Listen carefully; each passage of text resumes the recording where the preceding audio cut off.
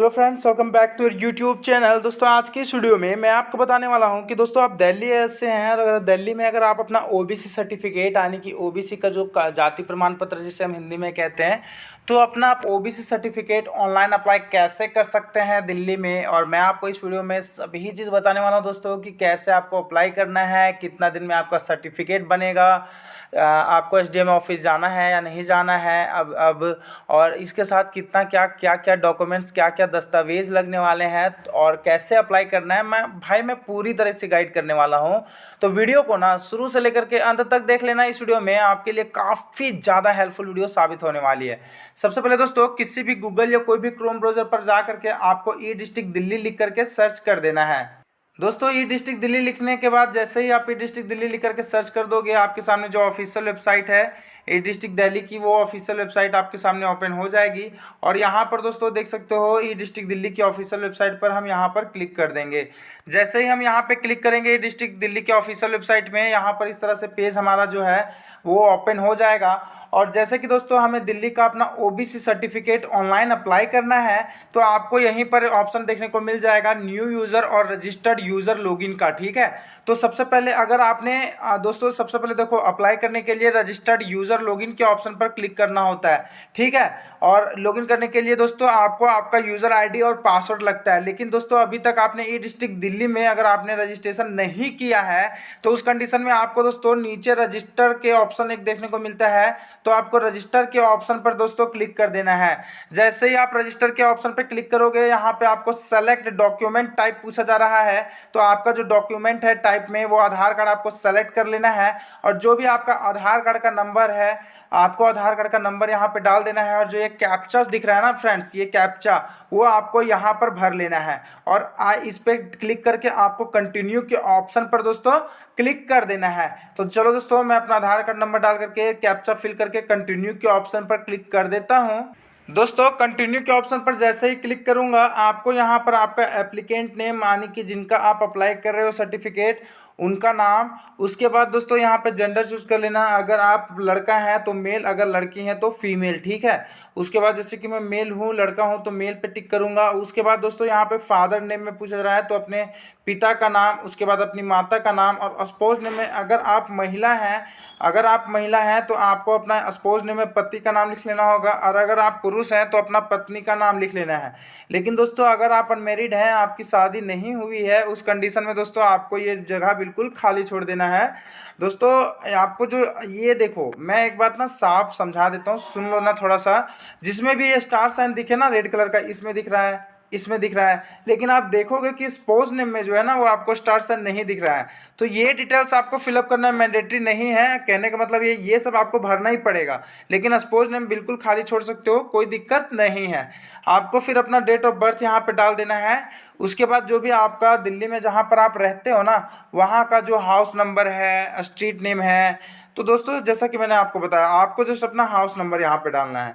आप देख सकते हो हाउस नंबर में स्टार साइन लगा हुआ है, लेकिन स्ट्रीट नेम में या सब लोकेलिटी में स्टार साइन नहीं लगा हुआ है। तो आप ये सब जो बॉक्सेस हैं इसको खाली छोड़ सकते हैं, जस्ट अपना हाउस नंबर जरूर डाल देना। उसके बाद दोस्तों आपको यहाँ पर स्टेट दे तो दिल्ली पूछा जा रहा है, और यहाँ पे पूछा जा रहा है आपका परमानेंट रेजिडेंस लोकेलिटी क्या है। तो यहाँ पर दोस्तों देखो रेजिडेंशियल लोकेलिटी जो देखो दिल्ली में ना जितनी भी प्रकार का एरिया है, जितने भी प्रकार की कॉलोनियाँ हैं, सभी की सभी यहाँ पर पूरी की पूरी लिस्ट है।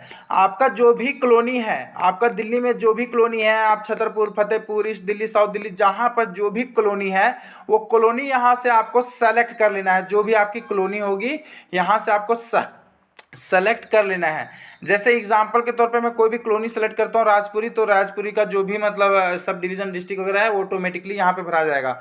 अगर आपका कोई और कॉलोनी है तो मान लीजिए एग्जांपल फॉर मेरा ये कॉलोनी है, तो यहाँ का जो भी होगा वो यहाँ पर ऑटोमेटिकली फिलअप हो जाएगा। उसके बाद जो भी आपका एरिया का पिन कोड है, एरिया का पिन कोड यहाँ पे डाल देना। और परमानेंट एड्रेस इज सेम। तो अगर आपका दिल्ली के आप परमानेंट निवासी हो, हमेशा से निवासी दिल्ली से हो, आपके दादा परदादा हमेशा से दिल्ली में रहे हैं, तो आपको परमानेंट एड्रेस इज सेम के ऑप्शन पर यस पे क्लिक कर देना है। लेकिन एग्जांपल फॉर मैं अपना बताऊं तो मैं बेसिकली हूं यूपी से, मेरा गांव यूपी में है, लेकिन मैं दिल्ली में अब रहता हूं और दिल्ली में ही आके बस चुका हूं। ठीक है, तो जो परमानेंट एड्रेस होगा वो मैं यहाँ पर अपना यूपी वाला एड्रेस जो है नो पे क्लिक करके यूपी वाला जो मेरा एड्रेस है वो पूरा एड्रेस यहाँ पर लिख दूंगा। उसके बाद दोस्तों आपको अपनी ईमेल आईडी और अपना मोबाइल नंबर यहाँ पर भर लेना है।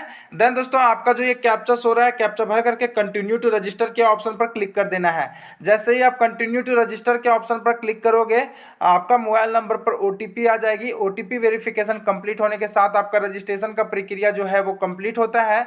उसके बाद दोस्तों आपको लॉगिन करना होता है। जैसे आप कंटिन्यू टू रजिस्टर के ऑप्शन पर क्लिक करोगे आपके मोबाइल नंबर पर ओटीपी आ जाएगी। ओटीपी वेरिफिकेशन कंप्लीट होने के साथ ही दोस्तों आपको आपका यूजर आईडी और आपका पासवर्ड जो है वो आपको आपके मोबाइल नंबर पर मैसेज में भेज दिया जाता है। ठीक है दोस्तों जैसे ही आपका यूज़र आईडी और जैसे ही आपका पासवर्ड मिल जाता है तो यहाँ पे registration at E district Delhi जहाँ पे लिखा आ रहा है यहाँ पे आपको एक ऑप्शन दिखता है रजिस्टर्ड यूज़र लॉगिन का। तो आपको रजिस्टर्ड यूज़र लॉगिन के ऑप्शन पर क्लिक करना है और जो भी आपकी यूज़र आईडी है जो कि आपका मैसेज में आ चुका होगा वही यूज़र आईडी और अपना पासवर्ड डाल करके जो एक कैप्चा है ये यहाँ पर फिलअप करके भर करके आपको लॉगिन के ऑप्शन पर क्लिक कर लेना है। मैं अपना यूज़र आईडी और पासवर्ड डाल करके लॉगिन कर लेता हूँ दोस्तों लॉगिन कंप्लीट करने के बाद दोस्तों आपको इधर ही एक ऑप्शन देखने को मिलेगा होम के बगल में अप्लाई ऑनलाइन का। तो अप्लाई ऑनलाइन के ऑप्शन पर क्लिक करना है और अप्लाई फॉर सर्विसेज के ऑप्शन पर क्लिक कर देना है। दोस्तों जैसे कि आपको अपना ओबीसी सर्टिफिकेट ऑनलाइन अप्लाई करनी है तो ओबीसी सर्टिफिकेट यहाँ पे आपको देखो ऊपर ही डिपार्टमेंट ऑफ रेवेन्यू का ऑप्शन दिख रहा है। तो आपको दोस्तों यहीं से आपको डिपार्टमेंट ऑफ रेवेन्यू का ही दोस्तों आपको यहाँ पर आपका ओबीसी सर्टिफिकेट नीचे देखने को मिल जाएगा। आपको देख सकते हो यहीं पर आपका एक ऑप्शन दिख रहा है ओबीसी सर्टिफिकेट का। यहाँ पर देख सकते हो 39 नंबर सर्विसेज में issuance of caste OBC certificate. ठीक है तो आपको दोस्तों यहाँ पे अप्लाई का एक ऑप्शन दिख रहा होगा तो आपको अप्लाई के ऑप्शन पर ही क्लिक कर देना है। हालांकि दोस्तों यहाँ पर लिखा गया है 14 दिन में आपका सर्टिफिकेट बन जाता है लेकिन दोस्तों आपको लगभग 9 से 10 दिन का समय लगता है आपका सर्टिफिकेट बनने में। तो आपको अप्लाई के ऑप्शन पर दोस्तों क्लिक कर देना है। दोस्तों अप्लाई के ऑप्शन पर क्लिक करने के बाद आपको दोस्तों जो भी आपने डिटेल्स रजिस्ट्रेशन के टाइम दिया था ना तो सिक्योरिटी रीज़न के कारण मुझे यहाँ पे हाइड करनी पड़ी है। तो जो भी आपने रजिस्ट्रेशन के टाइम जो भी अपना डिटेल्स फिलअप किया था जैसे कि अपना फादर नेम, अपना name, gender, date of birth, nationality वगैरह जो भी आपने फिलअप किया था वो सब सारे डिटेल्स आपको यहाँ पर मैच कर लेना है कि कहीं कोई गलती कोई स्पेलिंग मिस्टेक तो नहीं हो गई है। अगर आपका सारा चीज़ ठीक रहा तो दोस्तों आपको डायरेक्टली यहाँ पे आगे कंटिन्यू के ऑप्शन पर क्लिक कर लेना है। लेकिन दोस्तों इनमें से कुछ भी मिसमैच होता है तो आप एडिट डिटेल्स के ऑप्शन पर क्लिक करके अपना कुछ भी सुधार कर सकते हैं। हालांकि दोस्तों आपको फिर यहाँ पे कंटिन्यू के ऑप्शन पर क्लिक कर देना होगा। दोस्तों कंटिन्यू के ऑप्शन पर क्लिक करने के बाद यहाँ पे अप्लाइंग फॉर विच स्टेट तो यहाँ पर दोस्तों आपको डायरेक्टली दिल्ली सेलेक्ट कर लेनी है। उसके बाद अप्लाइंग फॉर सेंटर अगर सेंट्रल का अप्लाई करते हैं येस पे क्लिक करना है। नेम ऑफ कास्ट जो भी आपकी जाति है दिल्ली में वो आपको यहाँ पर जो भी जाति है गड्डी, गढेरी, गारी, घोसी, घिरीट, गोसाइन, गोस्वामी वगैरह जो भी आपकी जाति है वो आपको सेलेक्ट कर लेना है। उसके बाद दोस्तों यहाँ पर दोस्तों दिल्ली में ओबीसी के ये कास्ट होते हैं तो ओबीसी के ये सब जातियाँ होती है। ठीक है ओबीसी की कास्ट ओबीसी के अंदर ये सब दिल्ली में जातियाँ आती है तो जो भी आपकी जाति है वो आपको सेलेक्ट कर लेना है। उसके बाद दोस्तों यहाँ पे पूछा जा रहा है वेदर द एप्लीकेंट और हिज या her family resident of Delhi since 1993 से। तो अगर आप 1993 से आपकी फैमिली दिल्ली में रह रही है, अगर नहीं भी रह रही है तो भी दोस्तों नो पे क्लिक करना, बाकी रह रही है तो यस पे ही क्लिक करना। ठीक है उसके बाद दोस्तों whether family migrated to Delhi after 1993 1993 के बाद क्या आपकी फैमिली दिल्ली में रहने आई है तो अगर रहने आई तो यस पे क्लिक करना। उसके बाद नेम स्टेट ऑफ ओरिजिन तो मान लीजिए मैं हूँ यूपी से तो यूपी सेलेक्ट कर लूँगा। वैसे करके आपको डायरेक्टली फिलअप करते आना है। इज एप्लीकेंट यहाँ पे पूछा जा रहा है आपको डायरेक्टली ऑलमोस्ट में सभी में नो ही क्लिक करना पड़ेगा। ठीक है क्या आप यहाँ पे पूछा जा रहा है क्या आप प्रेसिडेंट ऑफ इंडिया के बेटे हैं, नहीं है, नो। उसके बाद दोस्तों क्या आप वाइस प्रेसिडेंट ऑफ इंडिया के बेटे हैं तो ये सब पता नहीं क्यों भरवाता है, मुझे तो समझ ही नहीं आता।